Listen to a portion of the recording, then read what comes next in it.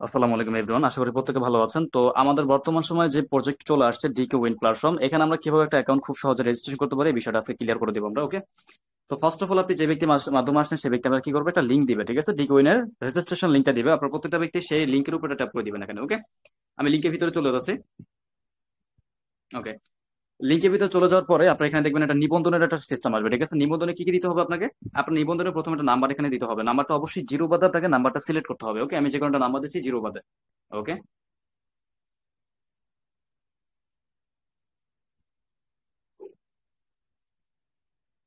ওকে, আমি জিরো বাদে এখানে কি করলাম, একটা নাম্বার কিন্তু দিয়ে দিলাম। ওকে, তারপরে আপনাকে কি করতে হবে, এখানে নিচে দেখতে পাচ্ছেন এখানে 8 ওয়ার্ডের পাসওয়ার্ড দিতে হবে, ঠিক আছে? সেট পাসওয়ার্ডে আপনাকে 8 ওয়ার্ডের দুইটা পাসওয়ার্ড দিতে হবে। কিরকম পাসওয়ার্ডটা দিবেন? প্রথম আপনার নাম লিখবেন, পরবর্তীতে আপনি এখানে 1 2 3 4 এরকম কিছু এখানে আপনি লেটার ইউজ করতে পারেন। ওকে, আমি এখানে পাসওয়ার্ডটা দিয়ে সম্পূর্ণ করতেছি। ওকে,